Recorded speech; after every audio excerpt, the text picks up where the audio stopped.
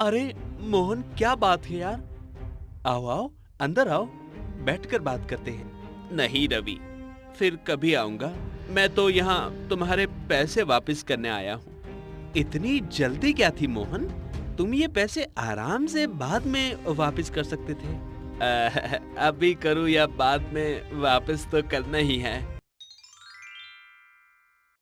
ये कहानी है रवि और मोहन की। स्कूल से ही दोनों की गहरी दोस्ती रही है। दोनों किसी भी छोटी से छोटी बात को वाद विवाद में उलझाकर बेहद संजीदा बना देते हैं। कल 3 दिनों के लिए उनकी सारी कक्षा उज्जैन टूर पर जा रही है। मोहन, हमारी सारी कक्षा उज्जैन टूर पर जा रही है। क्या तुमने अपना नाम लिखवा दिया? नहीं यार, मैं नहीं जा पाऊंगा। अरे यार, तेरे बिना तो मुझे टूर पर मजा भी नहीं आएगा। क्या बात है यार, तू टूर पर क्यों नहीं जा रहा? मेरे पास पैसे नहीं हैं, और फिर घर में दादी और मेरी छोटी बहन भी तो अकेली है। मुझे उनका भी तो ख्याल रखना है। बस इतनी सी बात। तेरे टूर के पैसे मैं दे दूंगा और दादी से भी बात कर लूंगा। फिर तो चलेगा, है? चलेगा ना? जी तो मेरा भी चाहता है, लेकिन मेरी कुछ मजबूरियां भी हैं। मैं अपनी दादी और बहन को अकेले नहीं छोड़ सकता। अरे यार, तू अपनी दादी और बहन की बहुत चिंता करता है।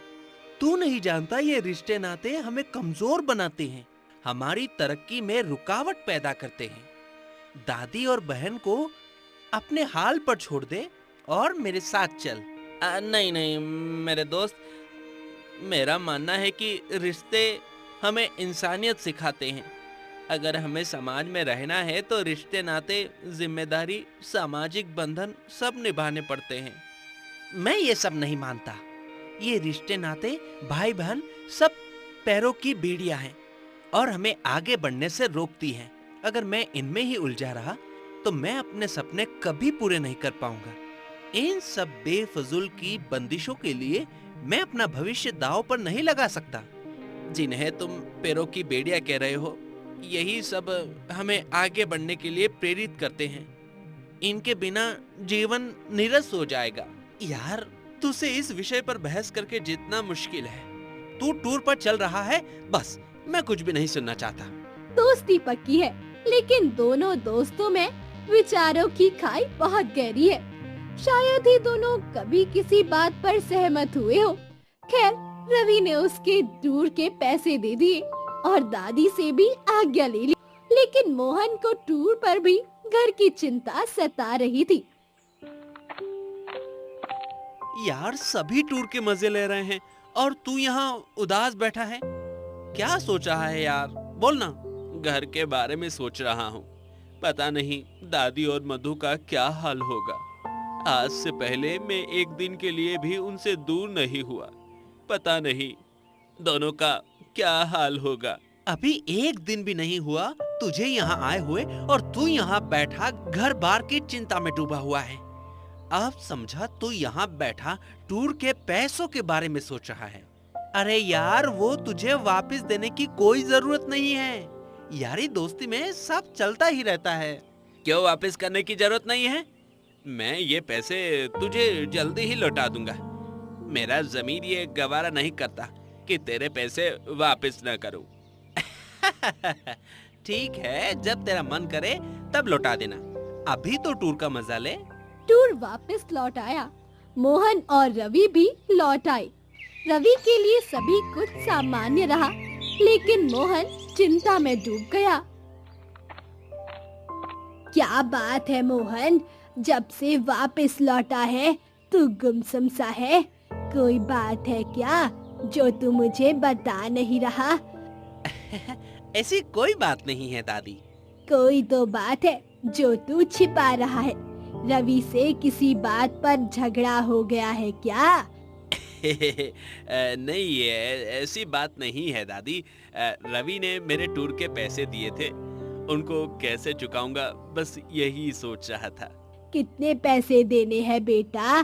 5,000 देने हैं दादी।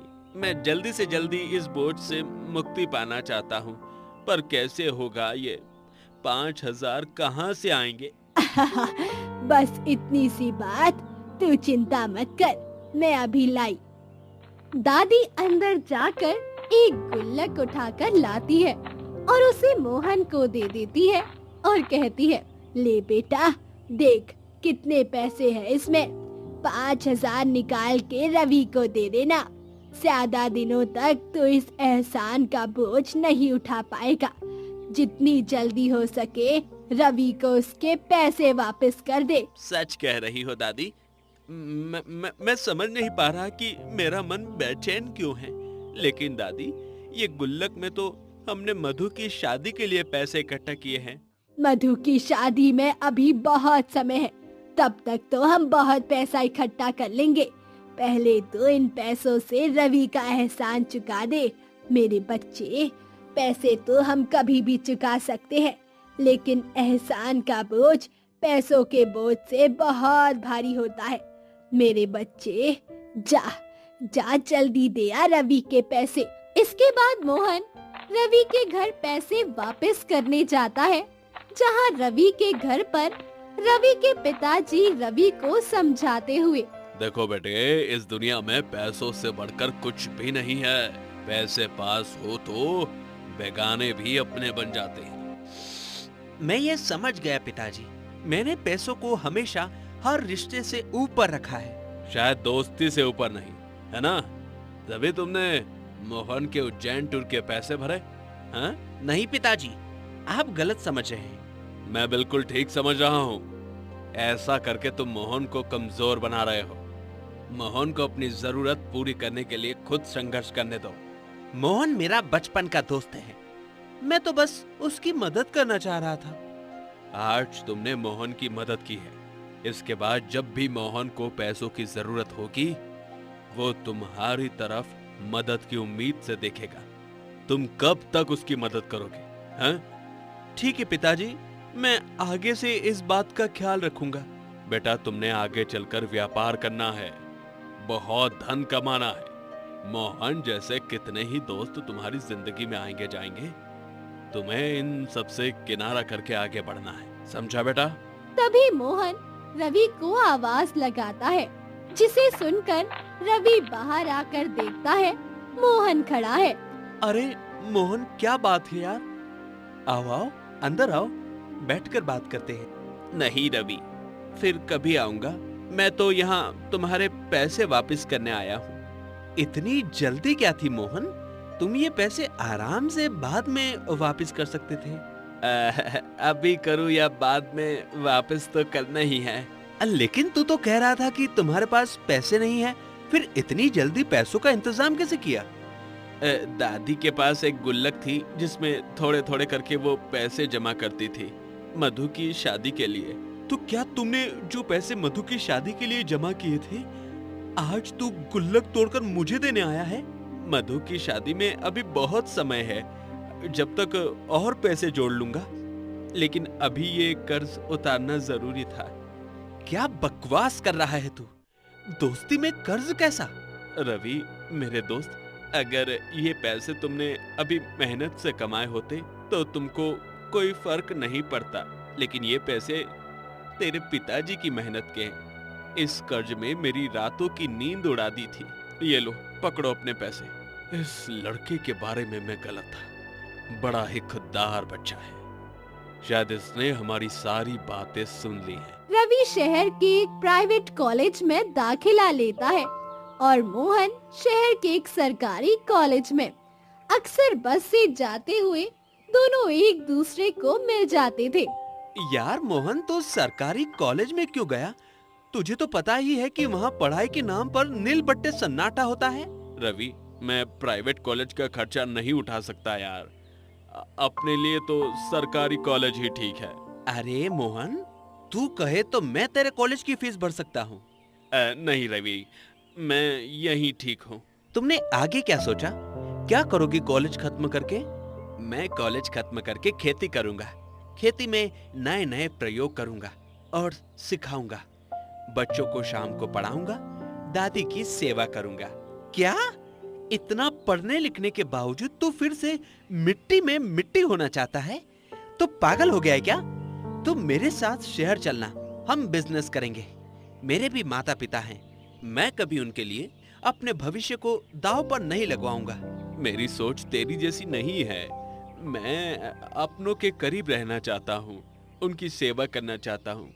धन दौलत तो मैं सारी उम्र कमा सकता हूँ, लेकिन अपनों का साथ एक बार छूट गया तो बाद में सिर्फ पछताना रह जाता है। अरे पागल, हमारे माँ बाप भी तो यही चाहते हैं कि हम पढ़ लिख कर ढेर सारा धन कमा सकें, अपने सपने पूरे कर पाएं।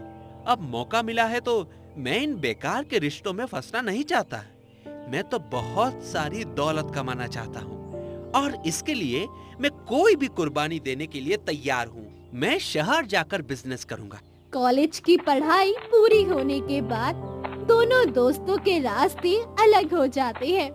रवि शहर चला जाता है, मोहन गांव में रहकर अपने छोटे से खेत में खेती शुरू कर देता है। नए नए प्रयोग करता है, गांव वालों को भी सिखाता है। समय धीरे धीरे फिसलता रहता है। एक दिन रवि गांव आता है। ओ मोहन, कहो मोहन प्यारे, क्या हाल है? कैसे चल रही तुम्हारी खेती बाड़ी? बहुत अच्छी चल रही है। अपने सुनाओ, तुम्हारा बिजनेस कैसा चल रहा है? मैं यहाँ आया हूँ अपनी जमीन और घर बेचने। मुझे अपने व्यापार में और निवेश करना है, उसके लिए मुझे पैसों की जरूरत है।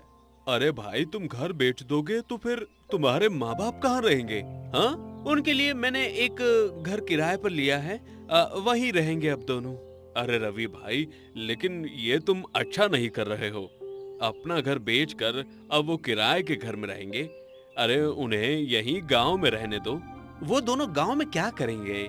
मुझे बार बार उनको देखने गांव आना पड़ेगा। मेरे पास इतना समय नहीं है भाई। अरे भाई, ये उनका अपना गांव है, यहाँ सभी उनके अपने हैं। शहर में वो दोनों अकेले पड़ जाएंगे, वहाँ उनकी देखभाल कौन करेगा? हैं? रवि नहीं मानता। वो अपनी गांव की जमीन और घर बेचकर शहर चला जाता है। कुछ बरस और गुजर जाते हैं। मोहन की बहन मधु की शादी तय हो जाती है। लड़के वाले दहेज में इतना मांग लेते हैं जिसे देना मोहन के बस के बाहर हो जाता है। वो शहर में रवि से मदद मांगने जाता है। रवि, मेरी बहन मधु की शादी तय हो गई है। बहुत अच्छा रिश्ता है, इसके लिए मुझे तेरी मदद की जरूरत है भाई। मैं तेरी क्या मदद कर सकता हूँ मोहन? अरे भाई, मुझे थोड़े पैसों की जरूरत है। मैं तेरी मदद तो कर देता, लेकिन फिलहाल मेरे पास पैसे नहीं हैं। मुझे तो मधु के ससुराल वाले लालची लगते हैं। तुम मधु के लिए कोई और रिश्ता ढूंढ लो। कुछ महीनों की बात है दोस्त, मैं सारे पैसे लौटा दूंगा। मैं कह चुका हूँ मेरे पास पैसे नहीं हैं। मैंने अपने व्यापार में पैसे लगाने के लिए अपने गांव की जमीन और घर बेच दिया। आज तुझे जरूरत है तो तू भी अपने खेत बेचकर अपनी बहन मधु की शादी कर दे। नहीं नहीं नहीं नहीं, कुछ भी हो जाए, मैं अपने खेत और अपना घर नहीं बेचूंगा। पिताजी ने सही कहा था, अगर किसी को एक बार मदद कर दो तो वो तुमसे हर बार मदद की उम्मीद रख लेता है। मोहन निराश लौट आया। उसने साहूकार से भारी सूद पर कर्ज लिया और मधु की शादी करवा दी। मधु की शादी के बाद मोहन अकेला हो गया। दादी की देखभाल करने में उसे परेशानी होने लगी। मोहन, अब तू भी शादी कर ले बेटा। मधु की शादी के बाद तू साहूकार का कर्ज चुकाने के लिए दिन रात मेहनत कर रहा है। तुझे तो खाने पीने की भी सुध बुध नहीं है। यहाँ अपने खाने का ठिकाना नहीं है।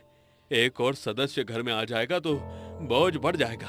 मधु इस घर में थी तो क्या वो बोझ थी? बस ये समझ ले, एक सदस्य घर से गया और एक आ गया। मेरा भी दिल लगा रहेगा। ठीक है दादी, इस साल ही फसल के बाद देखता हूँ साहूकार का कितना कर्ज बाकी है। साल के अंत तक साहूकार का कर्ज चुकाकर मोहन पढ़ी लिखी लड़की रेखा से शादी कर लेता है। रवि शादी में नहीं आता। वो अपने व्यापार में व्यस्त रहता है मोहन अपने गांव का सबसे पढ़ा लिखा व्यक्ति था। उसकी पत्नी रेखा भी पढ़ी लिखी थी। मोहन अपने गांव का मुखिया बन जाता है। एक बार गांव में बाढ़ जैसे हालात बन जाते हैं। गांव में महामारी फैलने की वजह से लोग बीमार होने लगते हैं। एक दिन मोहन अपनी पत्नी रेखा को कहता है, रेखा, अरे तुम पढ़ी लिखी हो, इस महामारी के दौरान क्या क्या सावधानियां अपनानी चाहिए तुम भली भांति जानती हो। गांव वाले इतने शिक्षित नहीं हैं। तुम्हें इनको जागरूक करना होगा ताकि वो अपना और अपने परिवार का बचाव कर सके। आप सही कह रहे हो, लेकिन मुझे क्या करना होगा? तुम सभी महिलाओं को इकट्ठा करके एक ग्रुप बनाओ। उनको इस महामारी से बचाव की जानकारी दो। मैं सभी व्यक्तियों को जागरूक करूंगा। शहर जाकर सरकारी डिस्पेंसरी ऑफिसर से संपर्क करके गांव में टीकाकरण अभियान चलाना होगा। ठीक है, मैं ऐसा ही करूंगी। इस काम में मैं भी तुम्हारा साथ दूंगी बेटा। दादी, आप आराम कीजिए। आप मेरे साथ कहाँ जाएंगी? अगर आपको कुछ हो गया तो? ऐसे कितनी ही महामारी देख चुकी हूँ, ऐसी की तैसी इस महामारी की। ठीक है दादी, तुम भी रेखा के साथ चली जाना, ठीक है? गांव का मुखिया होने के नाते मोहन ने बहुत अच्छे से सारा कार्य किया। इस काम में भी सभी गांव वालों ने मोहन का साथ दिया। धीरे धीरे महामारी का प्रकोप खत्म हो गया। उधर शहर में रवि अपने व्यापार को बढ़ाने में और पैसा कमाने में डूबा हुआ था। एक दिन रवि अपने ऑफिस के कैबिन में बैठा अपने पार्टनर संजीव को कह रहा था, हमने जो भी घी मंगवाया है असली है ना? कहीं कोई गड़बड़ तो ना हो जाए? तुम चिंता मत करो पार्टनर, ये एकदम असली जैसा है, कोई भी पहचान नहीं पाएगा। हाँ। असली जैसा? क्या मतलब है तुम्हारा? मैंने तुम्हें कहा था कि घी बिल्कुल असली मंगवाना। और तेल का क्या हुआ? मुझे बिल्कुल असली तेल चाहिए। मैं लोगों की सेहत के साथ खिलवाड़ नहीं करना चाहता। कोई फर्क नहीं पड़ता असली हो या नकली। हाँ, तुम बस माल अंदर करो, हमें किसी से क्या मतलब। ये सब ठीक नहीं हो रहा संजीव, तुम अभी माल को रोक दो। सभी सरकारी संस्थानों की नजर है हम पर। 2 बार पहले भी हमारे नमूने फेल हो गए हैं। अगर इस बार ऐसा हुआ तो मेरी ये कंपनी बंद हो जाएगी। तुम डरते बहुत हो यार, तुम अपना मुनाफा बांध लो बस। अगर कोई लफड़ा हुआ तो मैं देख लूंगा। मैं बहुत जानकार हूँ खाद्य निगम में, कुछ तो देकर मामला सेट कर लूंगा। वो तो ठीक है, अगर कोई गड़बड़ हो गई तो मैं पूरी तरह बर्बाद हो जाऊंगा। मैंने अपना सब कुछ इस कंपनी में लगा दिया है, दिन रात मेहनत करके आज यहाँ तक पहुँचा हूँ। अगर तुमने अपना सब कुछ लगाया है तो मैंने भी तो अपना कीमती समय तुम्हारी इस कंपनी को दिया है। तुम्हें मैं यूं ही डूबने नहीं दूंगा, सारा लेन देन मैं देख लूंगा। ठीक है, अब ये माल जल्दी से जल्दी बाजार की दुकानों में पहुंचा दो। जिनके भी पैसे आ गए हैं उनको माल पहले दे आना। अब सब कुछ तुम देख लेना, है ना? ठीक है। तुम चिंता न करो, जिस किसी ने भी एडवांस में बुकिंग की है उन सभी को कल तक माल पहुंचा दिया जाएगा, ठीक है? मुझे बहुत डर लग रहा है, इस बार सब कुछ सही से हो जाए। बस आगे से मैं खुद माल की जांच करके लूंगा।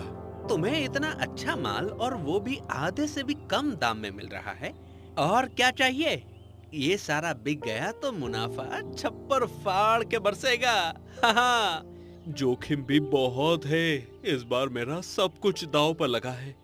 बहुत बड़ा बैंक लोन उठाया है। आड़तियों और बड़े साहूकारों से भी बहुत सा पैसा मोटे सूद पर लेकर लगा दिया है, सिर्फ तुम्हारे कहने पर। कुछ दिन गुजरे तो लगा सभी कुछ ठीक है, लेकिन वही हुआ जिसका डर था। बाजार में गए सारे नमूने फेल हो गए। सरकारी सील कंपनी पर लग गई। संजीव सभी दुकानदारों से पैसा लेकर फरार हो गया। कंपनी रवि के नाम पर थी, बैंक लोन रवि के नाम पर था। बड़े सेठ, आड़तिये, साहूकार सभी अपने पैसों के लिए रवि की गर्दन दबाने लगे। पुलिस रवि को पकड़कर थाने ले गई। एक दिन दिनकर और सावित्री रवि के माता पिता मोहन के पास गांव पहुँचे। मोहन गांव के मंदिर की सफाई कर रहा था। अरे चाचा जी, चाची जी, कैसे हैं आप? सब ठीक तो है? रवि कैसा है? क्या बताए तुम्हें मोहन बेटा, अब बहुत बड़ी मुसीबत में फंस गए हैं। क्यों, क्या हुआ चाचा जी? मुझे सारी बात बताओ। क्या बताऊं बेटा, पहले के कुछ साल तो बहुत अच्छा रहा। रवि ने बहुत अच्छा काम किया, बहुत पैसे कमाए, लेकिन कुछ समय से उसने संजीव नाम के एक व्यक्ति के साथ साझेदारी में घी तेल का व्यापार शुरू किया था। लेकिन वो धोखेबाज निकला। ज्यादा मुनाफे का लालच देकर उसने नकली घी तेल बेचना शुरू कर दिया है। बोलो बेटा, क्या करें? नकली घी तेल? ये तो सरासर गलत है। रवि तो समझदार है, उसे ये सब नहीं करना चाहिए था। जब तक उसे पता चलता बहुत देर हो चुकी थी। उसने बैंक लोन और साहूकार से मोटी रकम लेकर इस व्यापार में लगा रखी थी। सब कुछ रवि के नाम पर था। संजीव ने सारे बाजार में लेन देन का काम संभाल रखा था। इसका मतलब तो ये हुआ, नाम रवि का, लेकिन सारा कारोबार संजीव कर रहा था। अगर कोई गड़बड़ हुई तो रवि फंस जाएगा और वो साफ साफ बच जाएगा। तुम सही कह रहे हो, ऐसा ही हुआ। एक दिन सारे नमूने फेल हो गए। उसको इस बात की भनक लग गई थी। वो मार्केटिंग से सारा पैसा समेट कर भाग गया। बैंक ने रवि की फैक्ट्री वाली जमीन पर कब्जा कर लिया। हमारे घर पर भी बैंक का कब्जा हो गया है बेटा। ये तो बहुत बुरा हुआ। अब रवि कहाँ है? उसे पुलिस पकड़ ले गई। आड़ती और साहूकारों ने अपने अपने पैसों के लिए रवि पर केस कर दिया। हम बहुत मुसीबत में है बेटा, समझ नहीं आ रहा क्या किया जाए। गलती मेरी ही है। मैंने ही उसे बचपन से बताया कि पैसे से बढ़कर कोई रिश्ता नाता नहीं है। पैसा ही सबसे बड़ा रिश्तेदार है। ये सब उसी का नतीजा है। चाचा जी, आप चिंता न करें, कोई ना कोई हल जरूर निकलेगा। ये बात मोहन ने रेखा को बताई। रेखा, तुम नहीं जानती, मेरा एक बचपन का दोस्त है रवि, जो शहर में रहता है। मैं जानती हूँ, दादी ने मुझे उनके बारे में भी सभी कुछ बताया है।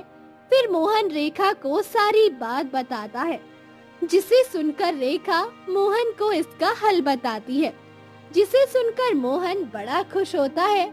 अगले ही दिन वो शहर चला जाता है। कुछ दिनों बाद रवि भी रिहा हो जाता है।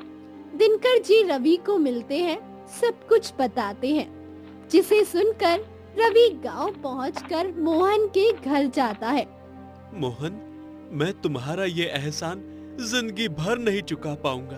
दोस्ती में एहसान नहीं होता, सिर्फ फर्ज होता है। मैंने तो अपनी दोस्ती का फर्ज अदा किया है।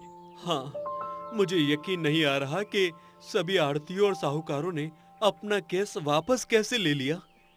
उनके सभी पैसे तुमने चुकाए? जब चाचा जी ने मुझे सारी बात बताई तो मुझे भी कुछ नहीं सूझा कि अब क्या किया जाए। मैंने सारी बात तुम्हारी भाभी रेखा को बताई। उसी ने मुझसे कहा कि हमें शहर में सभी साहूकारों से, जिनसे तुमने पैसे लिए थे, उनसे बात करनी चाहिए। शायद कोई हल निकल आए। पहले तो कोई भी नहीं मान रहा था, लेकिन जब मोहन ने अपनी जमीन और खेत के कागज उनको दिए, तब कहीं जाकर बात बनी। लेकिन इसके बावजूद भी उनकी बहुत रकम बाकी थी, जिन्हें मधु और रेखा ने अपनी शादी के गहने बेचकर पूरा किया। बेटा, मुझे माफ कर देना मोहन, तुमने मेरे लिए इतनी बड़ी कुर्बानी दी। मधु बहन और रेखा भाभी ने अपने गहने तक बेच दिए। मैं कभी रिश्तों की कीमत समझा ही नहीं। हमेशा रिश्तों को पांव की बेड़ियां ही समझा करता था। लेकिन आज मैं जान गया कि रिश्ते पांव की बेड़ियां नहीं, इंसान की ताकत होते हैं, जो हमेशा आगे बढ़ने के लिए प्रेरित करते हैं। तुम चिंता न करो रवि, हमने संजीव के खिलाफ शिकायत दर्ज करवा दी है। जल्दी ही वो पकड़ा जाएगा। पुलिस ने कहा है कि उसने पहले भी ऐसे बहुत से लोगों से धोखाबाजी की है। उसके पकड़े जाते ही बैंक को सारे पैसे लौटा देंगे। तुम्हारी कंपनी वाली जमीन और घर भी छुड़वा लेंगे। तुम फिर से अपना व्यापार शुरू कर सकोगे, अपने घर में रह सकोगे। नहीं मोहन, अब मुझे शहर में नहीं रहना। अब मैं यहीं तुम सबके साथ रहकर अपना काम करूंगा। अब मैं इसी गांव के लिए कुछ करना चाहता हूँ। ये तो बहुत अच्छी बात है। इस गांव के दिन बदल जाएंगे। धीरे धीरे समय बदला। रवि ने गांव से ही अपना व्यापार शुरू किया। उसने गांव के किसानों की फसल को खरीदकर शहर के मंडी में बेचना शुरू किया, जिससे किसानों को अधिक मुनाफा मिलने लगा। जल्द संजीव भी पकड़ा गया। मोहन के गांव के खेत और घर के कागज भी वापस मिल गए। सच है, पैसा जरूरी है, लेकिन पैसे के पीछे अंधा होकर भागने वाला इंसान रिश्ते, सम्मान, सुकून सब खो देता है। सच्ची दोस्ती और ईमानदारी जीवन को संवारती है, जबकि लालच बर्बादी की ओर ले जाता है। तो कैसी लगी आपको हमारी ये कहानी? अगर आप ऐसी ही और मनोरंजक कहानियाँ देखना चाहते हैं तो हमारा चैनल कहानी टोन्स जरूर सब्सक्राइब करें और बेल आइकॉन भी प्रेस करें ताकि ऐसी मजेदार कहानियाँ आपसे मिस ना हो।